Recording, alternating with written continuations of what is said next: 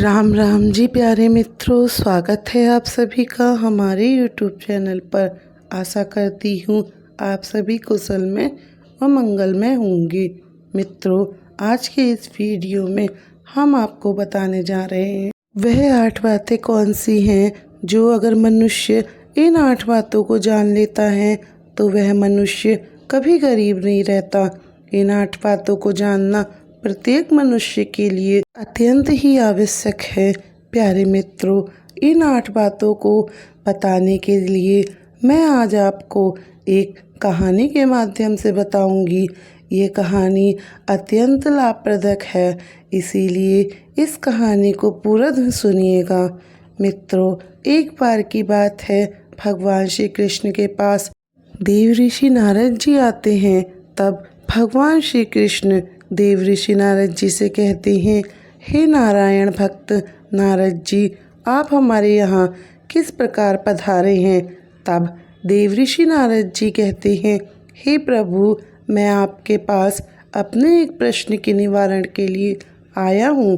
तब श्री कृष्ण जी कहते हैं, कहो नारद जी, आपका कौन सा इतना अति आवश्यक प्रश्न आन पड़ा है जिसकी वजह से आज आपको मेरे पास आना पड़ा। तब नारद जी कहते हैं, हे भगवान, मुझे मनुष्यों के कल्याण के लिए आपसे 8 बातें जाननी हैं जो प्रत्येक मनुष्य के लिए अति आवश्यक हों, जिससे कलयुग के प्रत्येक मनुष्यों का कल्याण हो सके।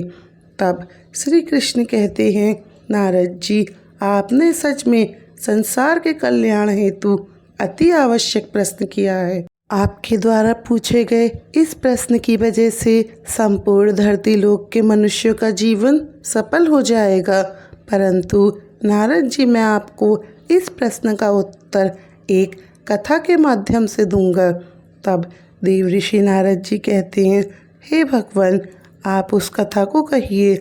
मैं आपके द्वारा सुनाई गई कथा को पूरा अंत तक सुनूंगा और संपूर्ण लोक जगत में विख्यात भी करूंगा।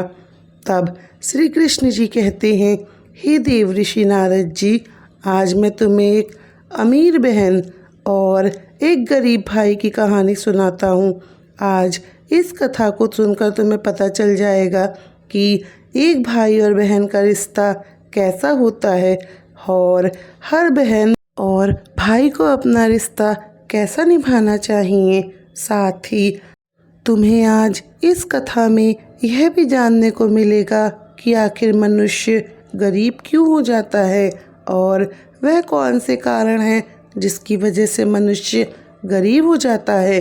आखिर मनुष्यों के द्वारा किए गए ऐसे कौन से काम होते हैं जिनको करने से मनुष्य निर्धन हो जाता है और गरीबी के दलदल में फंसता चला जाता है।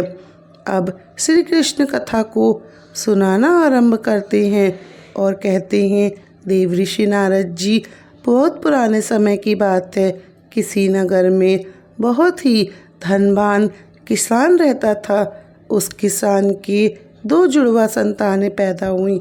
उन दोनों जुड़वा संतानों में से एक पुत्र था और दूसरी जो संतान थी वह पुत्री थी। किसान ने अपने पुत्र का नाम मोहन रख रखा था और पुत्री का नाम चित्रलेखा रख रखा था। इधर जब उस किसान की संतानें बड़ी होने लगी, धीरे धीरे जब उनकी आयु एक दिन विवाह योग्य हो गई तो किसान को अपने बच्चों की विवाह की चिंता सताने लगी।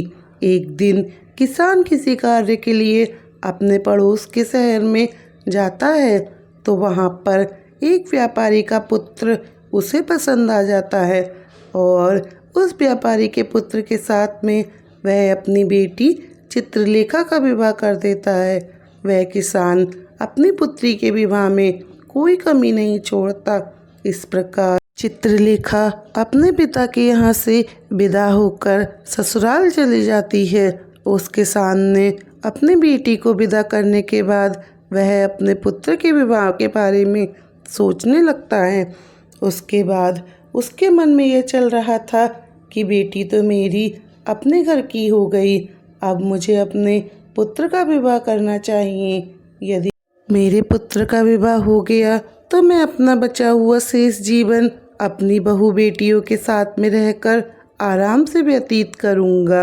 अब श्री कृष्ण जी कहते हैं, हे देव ऋषि नारद जी, ईश्वर की लीला भी बड़ी विचित्र है। परमात्मा ने ना जाने कब किसको धनवान बना दे और कब किसके लिए गरीबी का द्वार खोल दे, इसके बारे में कोई नहीं जानता। अब उस धनवान किसान के साथ भी कुछ ऐसा ही होता है। एक दिन वह किसान बड़ी भयंकर बीमारी की चपेट में आ जाता है। तब इधर किसान का पुत्र अपने पिता की ऐसी हालत देखता है तो वह अपने पिता की ऐसी हालत को देखकर बहुत ज़्यादा दुखी हो जाता है और उसके बाद में वह अपने पिता का अच्छे से अच्छे वैद्य से इलाज करवाता है और अपने पिता के लिए महंगी सी महंगी दवाइयाँ लेकर आता है। परंतु उसके पिताजी की हालत में तो कोई सुधार नहीं हो रहा था। धीरे धीरे उस किसान की धन संपत्ति सारी पिता के इलाज में चली गई। इस प्रकार अपने पिता का इलाज कराते हुए उस किसान का पुत्र अब गरीबी के कगार पर आकर खड़ा हो गया। परंतु फिर भी पिता की हालत में किसी प्रकार का सुधार नहीं होता। जब कोई दवाई उस किसान की बीमारी में काम नहीं आ रही थी तो एक दिन किसान अपने बेटे को अपने पास बुलाता है और अपने बेटे मोहन से कहता है, हे पुत्र, जब कभी कोई काम मनुष्य के सामर्थ्य के बाहर हो जाए या उस काम का कोई समाधान ना मिले तो ऐसे समय में उस काम को ईश्वर के भरोसे छोड़ देना चाहिए। इसीलिए पुत्र, तुम मेरी चिंता मत करो और अब अपने भविष्य के बारे में सोचो। मेरा क्या है, आज नहीं तो कल मुझे इस संसार को छोड़कर जाना ही है। परंतु तुम्हारे सामने तो तुम्हारी पूरी जिंदगी पड़ी है। मैंने तो अपने दिन बहुत अच्छे से जिए हैं। इसीलिए हे पुत्र, अब तुम मेरी चिंता करना छोड़ दो और अपना विवाह करके अपनी गृहस्थी बसा लो। अपने पिता के मुख से इन सब बातों को सुनकर मोहन एकदम चुप हो जाता है। अब मोहन आखिर बेचारा कर भी क्या सकता है, उसके हाथ में कुछ नहीं रह जाता। अब उसके घर में जो भी जमा पूंजी थी वह तो उसके पिता के इलाज में लग गई। पहले ही खर्च हो चुका था सब धन। अब मोहन अपने पिताजी से कहता है, हे पिताजी, जैसी आपकी इच्छा हो वैसा ही होगा। आपके लिए जो उचित लगे आप वैसा कीजिए। इसके बाद वह गरीब किसान अपने पुत्र की शादी एक गरीब घर की कन्या से करा देता है। परंतु शादी के कुछ ही दिन बाद उस किसान की मृत्यु हो जाती है। इधर पिता की मृत्यु के बाद मोहन अपने पिताजी का पूरी रीति रिवाज से अंतिम संस्कार करता है। मोहन के पास जो कुछ भी खेत खलिहान होते थे सब कुछ पिता की बीमारी में इलाज में पहले ही जा चुके थे। अब मोहन के पास जो कुछ जमा पूंजी थी वह पिता के अंतिम संस्कार के बाद प्रतिभोज में समाप्त हो जाती है। इस प्रकार से मोहन अब और भी ज़्यादा गरीब हो जाता है। प्यारे मित्रों, जब मोहन एक दिन बिल्कुल कंगाल हो जाता है तो वह गांव के बाहर जाकर अपनी पत्नी के साथ में एक झोपड़ी बनाकर रहने लगता है। मोहन पहले से ही मेहनती तो था ही, अब वह दूसरों के खेतों में मजदूरी करके अपना और अपनी पत्नी का पेट पालता है। और मोहन की बहन चित्रलेखा, जिसका विवाह एक धनी व्यापारी के घर में हुआ था, उसे जब अपने भाई की स्थिति के बारे में पता चला तो वह धनवान बहन अपने गरीब भाई से घृणा करने लगती है। प्यारे मित्रों, अब श्री कृष्ण जी कहते हैं, हे देव ऋषि नारद जी, कलयुग का प्रत्येक मनुष्य धन का लोभी होता है। जैसे मोहन की बहन मोहन के पास धन न देखकर अपने ही सगे भाई से घृणा करने लगी।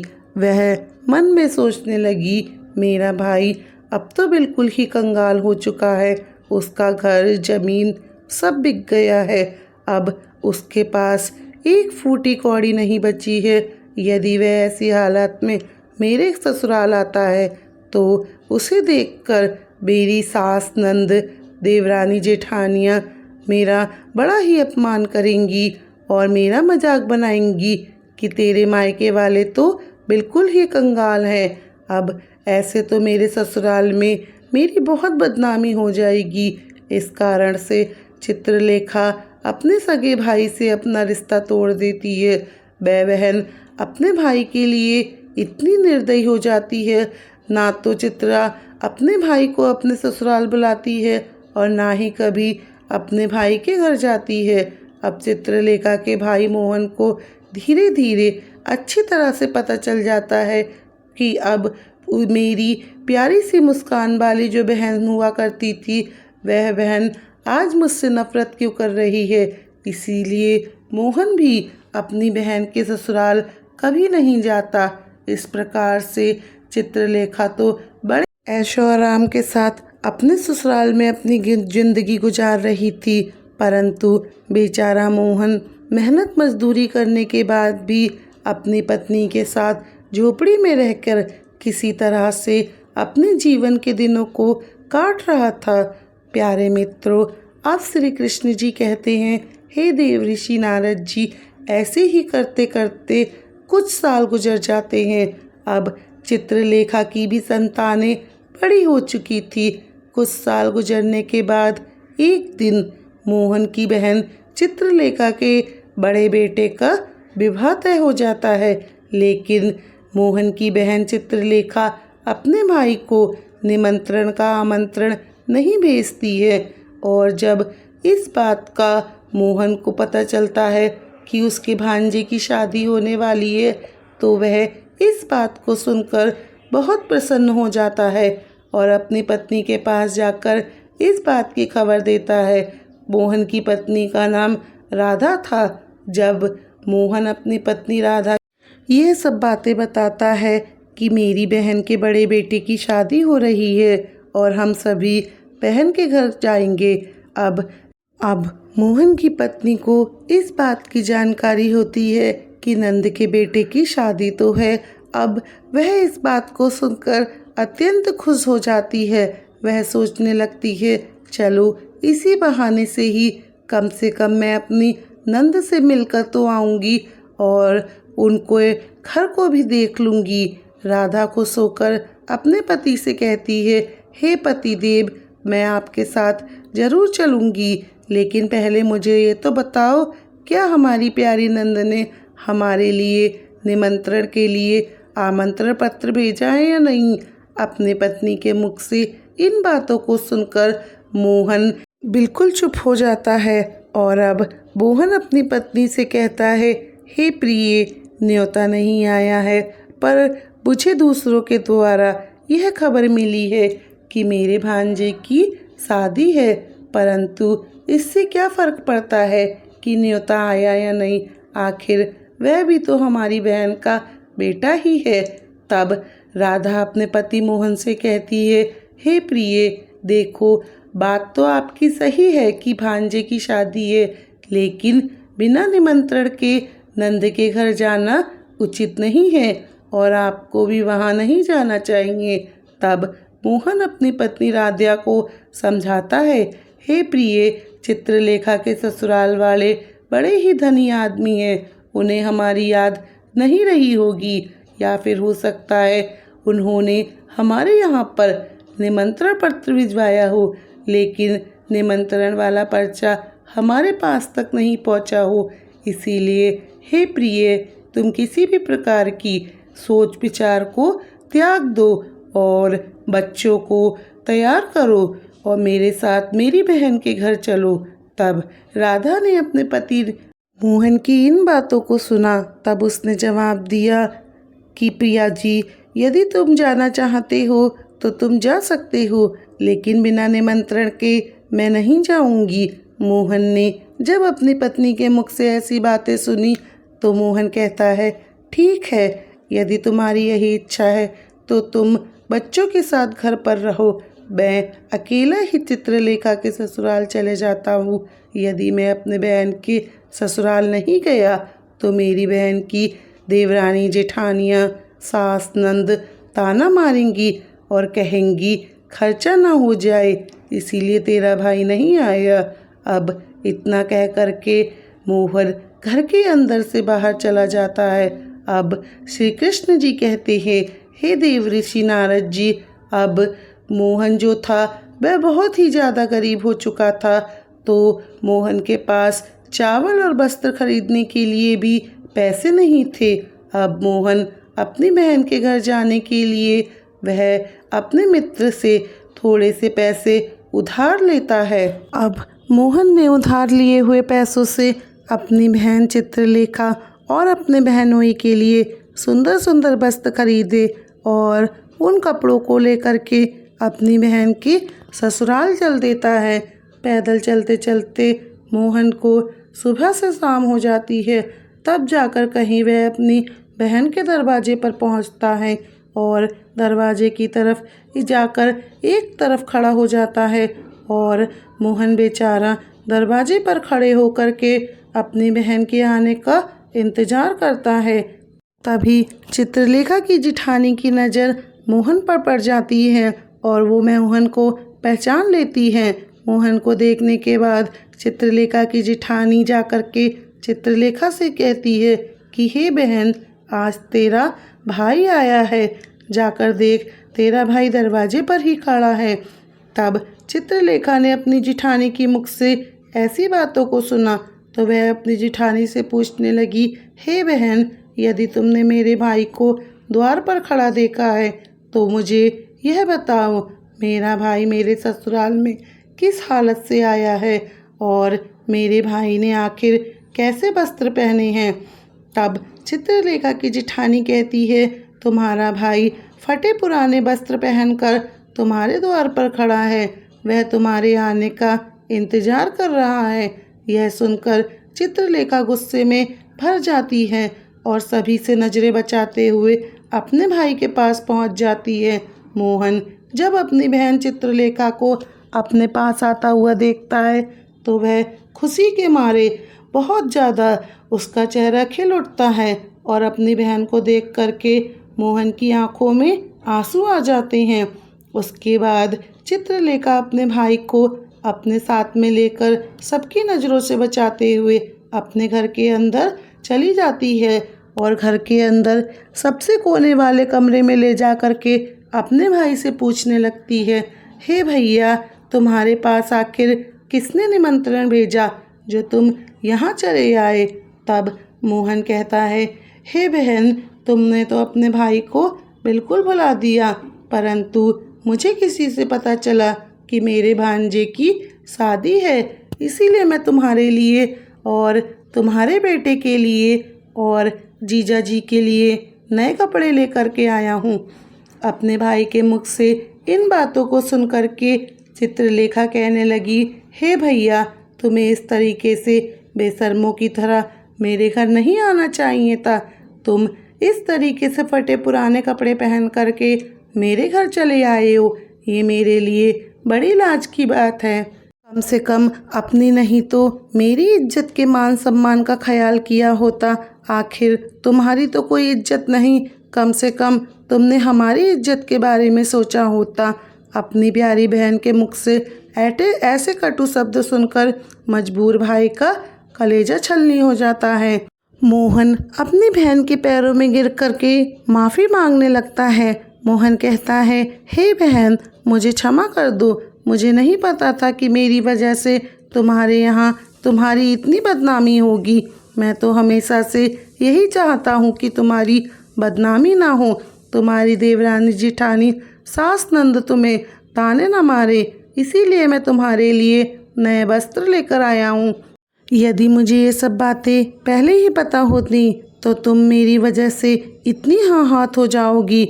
मैं तुम्हारे घर आता नहीं और तुम्हें मेरे आने से इतना बुरा लगेगा तो मैं तुम्हारे दरवाजे पर कभी नहीं आता। मैं तो ये सोच कर आया था कि मेरे भांजे की शादी है और यदि मैं नहीं पहुंचा तो मेरी बहन की सास नंद देवरानी जेठानी ताने मारेंगी और कहेंगी तेरे मायके वाले तो इस लायक भी नहीं हैं कि एक जोड़ी वस्त्र दे पाएँ। तभी चित्रलेखा मोहन की बातों को सुनकर गुस्से को शांत करती है। जब गुस्सा उसका थोड़ा शांत होता है तब वह मोहन से कहती है, चलो अब आ ही गए हो तो मेरी एक बात को तुम कान खोल कर सुन लो, और जब तक मेरे बेटे की शादी नहीं हो जाती तब तक इसी जगह पर बंद रहना, और भूल कर भी इस कमरे से बाहर निकलने की गलती मत करना, वरना तुम्हें देख कर के लोग कहेंगे कि चित्रा का भाई तो भिखारी है। जब सभी मेहमानों के लिए भोजन बन जाएगा तो मैं तुम्हें भोजन की थाली इस कमरे में पहुंचा दूंगी। तुम भोजन खा करके चुपचाप से पिछले दरवाजे से अपने घर को चले जाना। तब मोहन कहता है, ठीक है बहन, मैं आज रात को ही अपने घर चले जाऊंगा, मगर मेरी तुमसे एक ही विनती है। मैं तुम्हारे लिए और जीजा जी के लिए ये कपड़े लेकर आया हूँ, तुम इन कपड़ों को रख लो, मैंने तुम्हारे लिए बड़े ही प्यार से खरीदे हैं।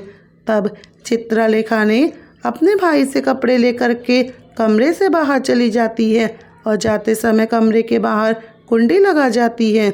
मोहन उस कमरे में बैठ कर के अपनी बहन के वापस आने का इंतज़ार करने लगता है।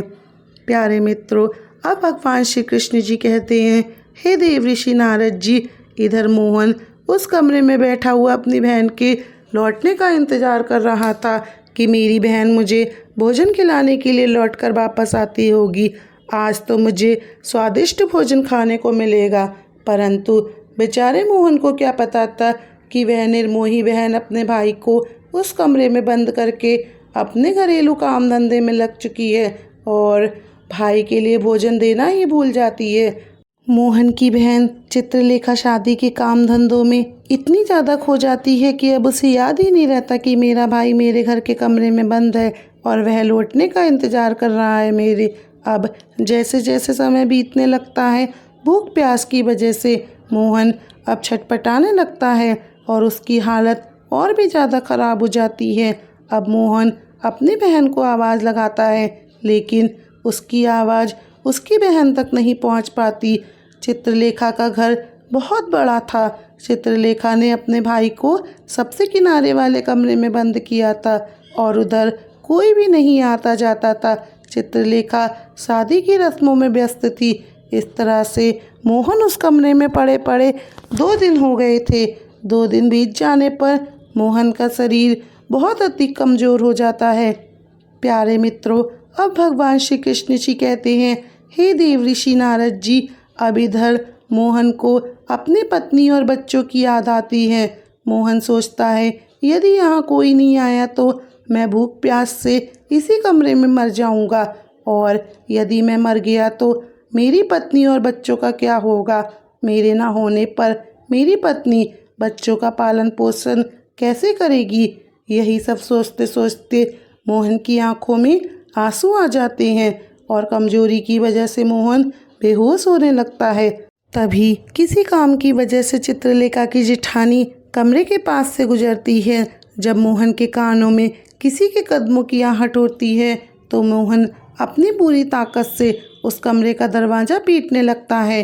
जब चित्रलेखा की जेठानी के कानों में उस दरवाजे की पीटने की आवाज़ आती है तो वह दरवाज़ा खोलकर देखती है तो अंदर मोहन को देखकर वह चौंक जाती है और पूछती है, हे भैया, तुम इस कमरे में कैसे बंद हो? तुम्हें इस कमरे में आखिर किसने बंद किया? मोहन इस बात का कोई जवाब नहीं देता क्योंकि वह अपनी बहन को उसकी जेठानी की नज़रों में गिराना नहीं चाहता था। परंतु जब चित्रलेखा की जेठानी ने दोबारा पूछा तो मोहन ने झूठ बोल दिया और कहा, मैं इस कमरे में आराम कर रहा था, तभी किसी ने गलती से बाहर से कुंडी लगा दी और मैं इस कमरे में बंद हो गया। बहन, यदि आज तुम नहीं आती तो मेरे प्राण चले जाते। और इतना कहने के बाद मोहन घर के पिछले दरवाजे से चुपचाप निकल जाता है और मोहन बेचारा 3 दिन का भूखा प्यासा था, वह चुपचाप अपने घर की तरफ चल देता है। अंत में चलते चलते काफ़ी दूर निकल जाता है तो भूख प्यास के मारे उसे ठीक से रास्ता भी नहीं पता चल रहा था। उसे एक कदम भी चलते में चक्कर आ रहे थे। मोहन चलते चलते खूब थक जाता है और उसे ऐसे ही मोहन का सिर चलता है वह ज़मीन पर गिरने ही वाला होता है, तभी वहाँ पर कहीं से एक बूढ़ी औरत आ जाती है और वह बूढ़ी औरत मोहन के गिरने से पहले ही मोहन को पकड़ लेती है। प्यारे मित्रों, अब भगवान श्री कृष्ण जी देव ऋषि नारद जी से कहते हैं, जब कुछ घंटे बाद मोहन को दोबारा होश आता है तो वह स्वयं को एक बूढ़ी औरत की गोद में पाता है।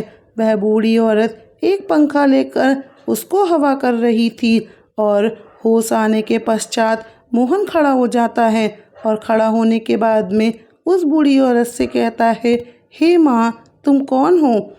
प्यारे मित्रों, अब श्री कृष्ण जी कहते हैं, हे देव ऋषि नारद जी, जिस बूढ़ी औरत की गोद में वह बेचारा मोहन लेटा हुआ था, वह बूढ़ी औरत साक्षात देवी लक्ष्मी थी, क्योंकि मोहन की पत्नी जो सुशीला थी वह रोज देवी लक्ष्मी की पूजा पाठ किया करती थी और पूर्ण श्रद्धा भाव से माता लक्ष्मी की भक्ति करती थी।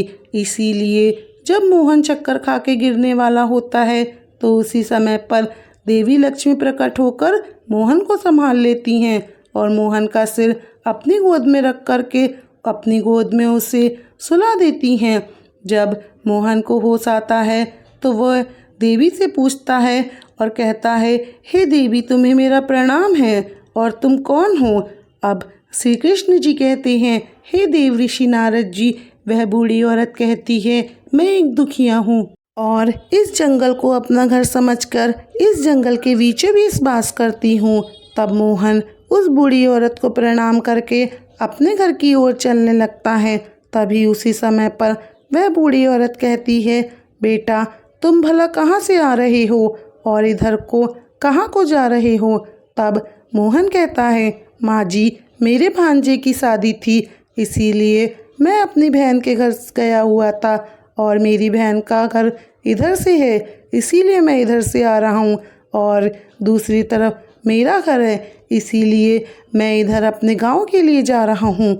तो उस बूढ़ी औरत ने मोहन से कहा, बेटा, यदि तुम बुरा ना मानो तो मैं तुमसे एक बात पूछना चाहती हूँ।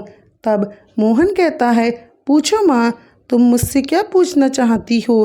तो वह बूढ़ी औरत कहती है, बेटा, यदि तुम अपनी बहन के घर से आ रहे हो, जैसा कि तुमने बताया कि तुम्हारी बहन के यहाँ पर शादी थी, तो फिर तुम खाली हाथ कैसे अपने घर जा रहे हो? क्या तुम्हारी बहन ने तुम्हारे बच्चों और पत्नी के लिए कुछ नहीं भेजा? तब उस बूढ़ी औरत के मुख से ऐसी बातों को सुन करके मोहन की आंखों में आंसू आ जाते हैं। मोहन उस बूढ़ी औरत को सारी बातें बता देता है। इस प्रकार से मोहन के मुख से पूरी घटना को सुनने के बाद वह बूढ़ी औरत कहती है, हे पुत्र, तुम किसी बात की चिंता मत करो, जो हुआ है उसे भूल जाओ और सुनो, यहाँ से कुछ दूरी पर मेरा एक बगीचा है। उस बगीचे में अनेकों प्रकार के फल लगे हुए हैं।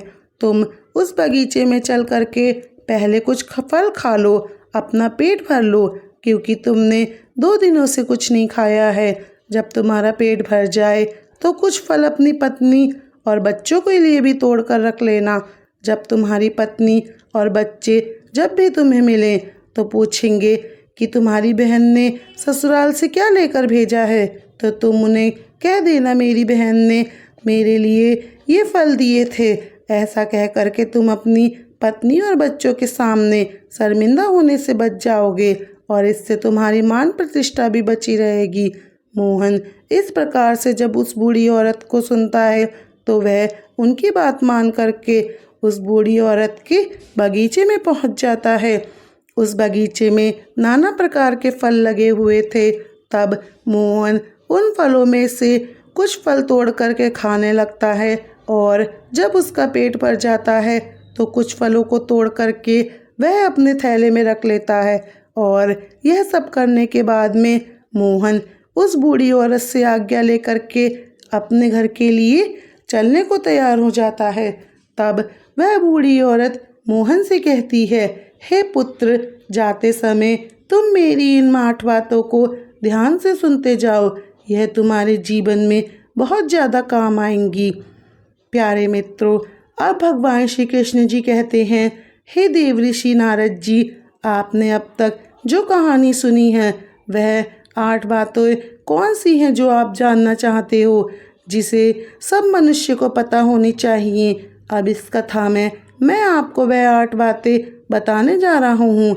अब श्री कृष्ण जी कथा को आगे बढ़ाते हुए कहते हैं, इस प्रकार से बूढ़ी औरत जो साक्षात देवी लक्ष्मी का अवतार थी, वह मोहन को 8 बातें बताती हैं। उन 8 बातों को सुन करके मोहन अपने घर के लिए चल देता है।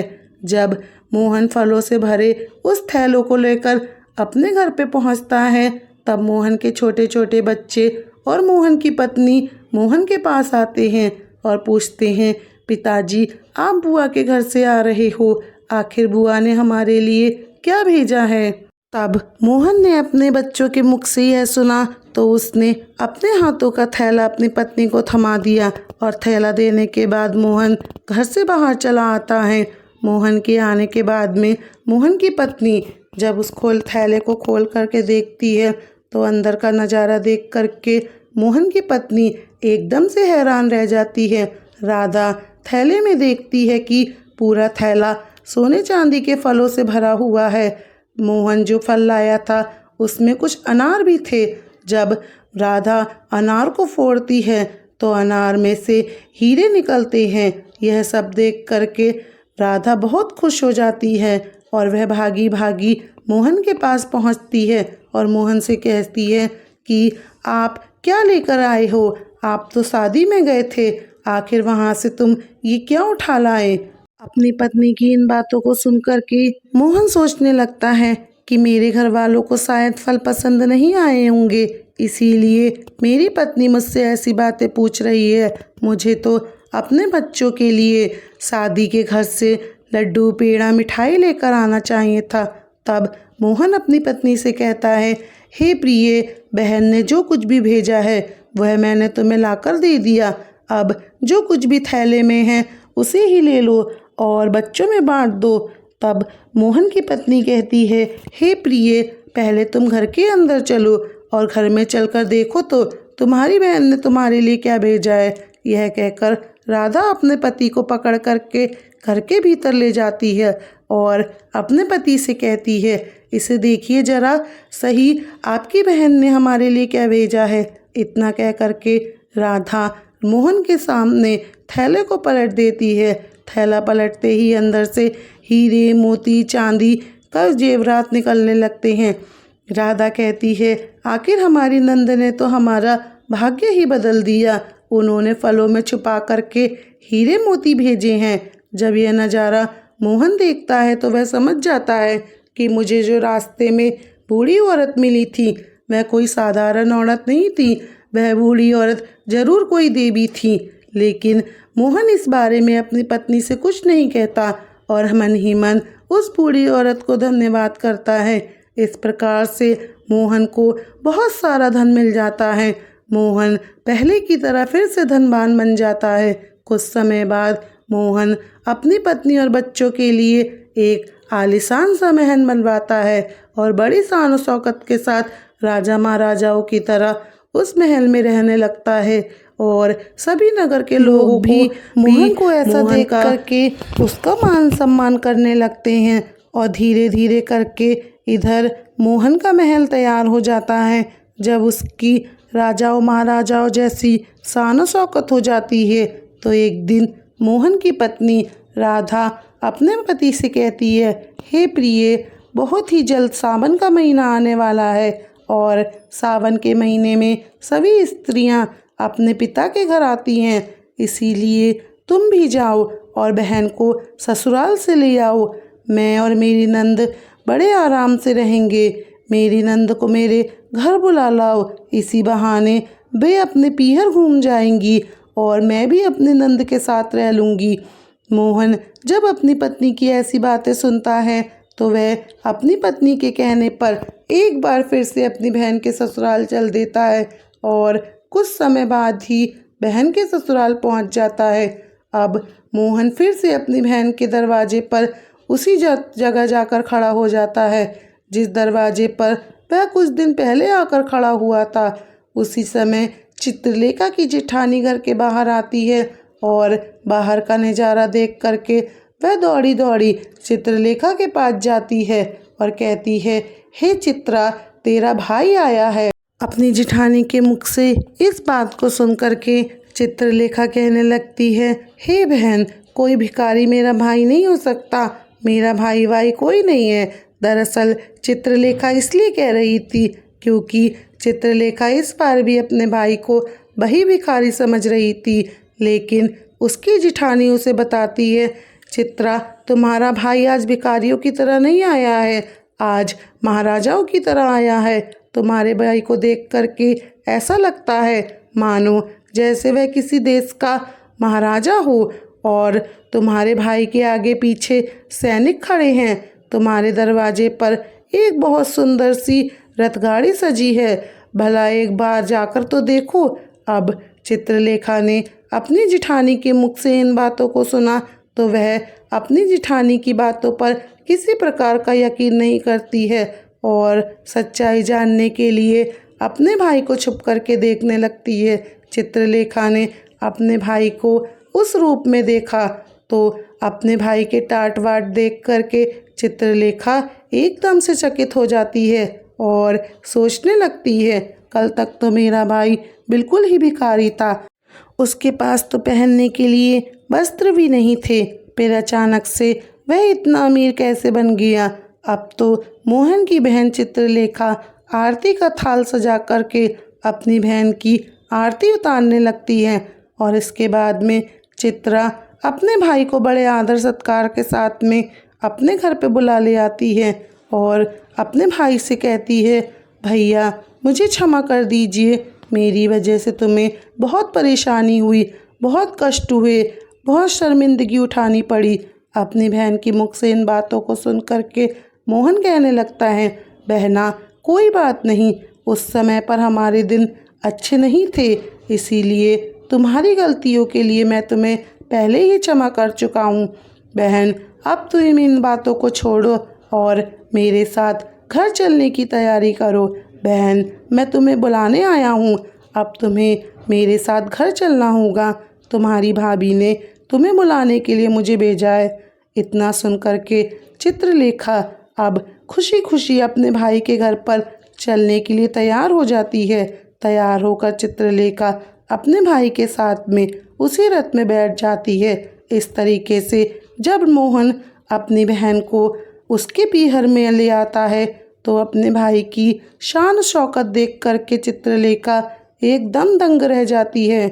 देखती है एक भव्य आलीशान महल है और महल के अंदर अनेक प्रकार के नौकर चाकर लगे हैं, अन्न के भंडार भरे हुए हैं। कमला अपने भाई की ऐसी स्थिति को देख करके एकदम से हैरान हो जाती है और महल में पहुंचने के बाद मोहन अपनी पत्नी को बुलाता है। मोहन की पत्नी अपनी नंद की खूब सेवा करती है, 7 दिनों तक अपनी नंद को पलकों पर बैठा कर रखती है। मोहन की पत्नी को ऐसा लगता है कि यह सब शानों को शौकत हमारी नंद की वजह से है और इसीलिए वह अपनी नंद को खूब ही सेवा पानी करती है, क्योंकि मोहन ने अभी तक अपनी पत्नी को अपने अमीर होने की सच्चाई नहीं बताई थी, क्योंकि अब मोहन जानता था कि यह सब चित्रलेखा की वजह से नहीं, देवी माता के आशीर्वाद से हुआ है। मोहन की पत्नी राधा इस बात से अनजान थी, यही सोच करके वह अपनी नंद की खूब सेवा करती थी और अपनी नंद का खूब ख्याल रखती थी। कुछ दिनों बाद जब मोहन की बहन अपने ससुराल जाने को तैयार होती है तो मोहन की पत्नी राधा अपने पति से कहती है, हे प्रिय, कल आपकी बहन अपने घर जाएंगी, इसीलिए बाजार जाओ और जा कर के अपनी बहन के लिए कोई अच्छा सा तोहफा लेकर आओ। अपनी पत्नी की इन बातों को सुन कर के मोहन घर से चला जाता है और एक मोची की दुकान पर पहुंच जाता है और मोची से कहता है, मोची भाई, मुझे अपनी बहन के लिए बोलने वाली जूती बनवानी है, क्या तुम मेरी बहन के लिए बोलने वाली जूती बना सकते हो? तब मोची कहता है, हे सेठ, मैं बोलने वाली जूती तो बना दूंगा, लेकिन उसके बनवाई बहुत मेहनत है, बहुत कीमती है और तुम्हें काफ़ी मूल्य देना पड़ेगा।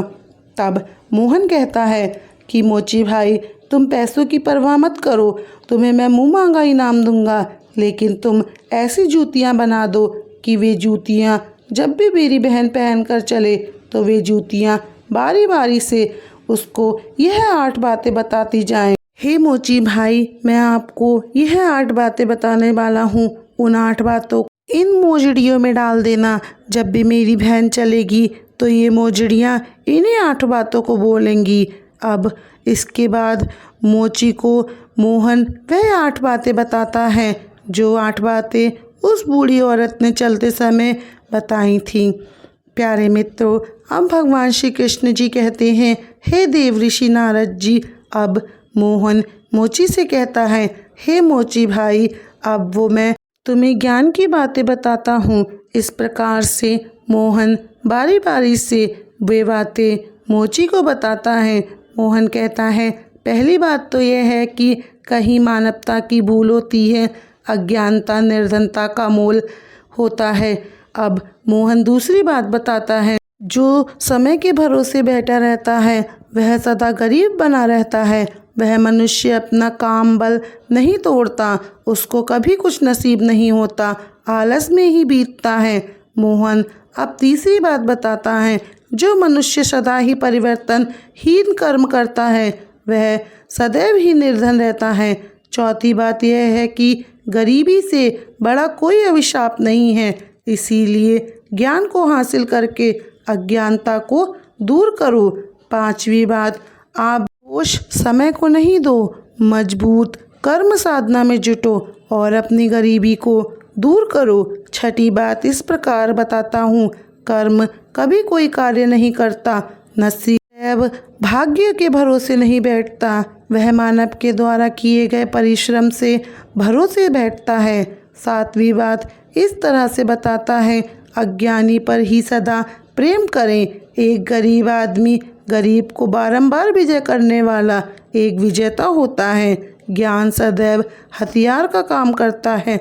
आठवीं और सबसे आखिरी बात बताते हुए मोहन कहता है, हे मोची भाई, मेरी बहन जब 8वां कदम रखे तो जूतियाँ बस यही बात बोले कि पैसों के बाजार में बदल गई तहजीब, धन दौलत से जुड़े रहे रिश्ते हुए गरीब।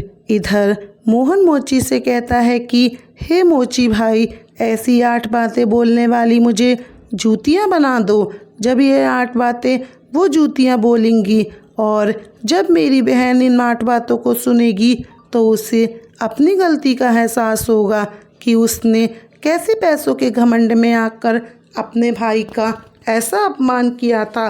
उसे अपने भाई का अपमान नहीं करना चाहिए था। प्यारे मित्रों, अब भगवान श्री कृष्ण कहते हैं, हे देव ऋषि नारद जी, मोहन उस मोची से अपनी बहन के लिए हीरे मोती से जड़ी हुई सोने और चांदी की जूतियाँ बनवाता है और उन जूतियों को ले जा कर के अपनी बहन को उपहार के स्वरूप देता है। सोने चांदी की जूतियों को देख कर के चित्रलेखा का चेहरा एकदम से खिल जाता है। अब चित्रलेखा अपने भाई से विदा लेकर अपने घर चली जाती है। जब चित्रलेखा अपने ससुराल पहुंच जाती है, चित्रलेखा की सास नंद देवरानी जिठानी पूछने लगती हैं, हे चित्रा, तुमने अपने भाई के घर से क्या लिया है? तुम अपने भाई के घर से आई हो तो तुम्हारे भाई ने तुम्हें कुछ उपहार दिया होगा, हमें भी दिखाओ। तब चित्रा अपनी देवरानी जेठानी, अपनी सास नंद, ससुर, देवर जेठ और अपने पति, बेटे, बहू, अपने सभी परिवार वालों को अपनी भाई के द्वारा दी गई भेंट दिखाती है और वह कहती है, देखो मेरे भाई ने मुझे सोने चांदी हीरे मोतियों से जड़ी हुई जूतियाँ उपहार में दी हैं। तब चित्रा उन जूतियों को पहन करके चल कर के दिखाती है। जैसे ही चित्रा उन जूतियों को पहन करके चलती है तो जूतियाँ बोलती हैं कि पैसों के बाजार में बदल गई तहजीब, धन दौलत से जुड़ रहे रिश्ते हुए गरीब। जब चित्रा इन बातों को सुनती है तो उसका सर शर्म से झुक जाता है और अपने भाई को याद करके एकदम से रोने लगती है। तब चित्रलेखा का ऐसा लटका हुआ मैं मुंह देखकर उसकी देवरानी जेठानी पूछती हैं, हे बहन, आखिर क्या हुआ? तुम अचानक से क्यों रोने लगी?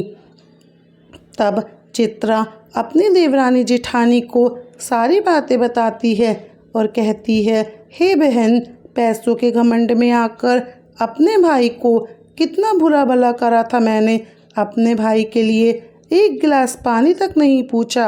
आज देखो मेरे भाई ने मुझे कितनी कीमती जूतियां बनवा कर दी हैं। अब तो मुझे अपने आप से घृणा होने लगी है। मैं तो अब जीना भी नहीं चाहती।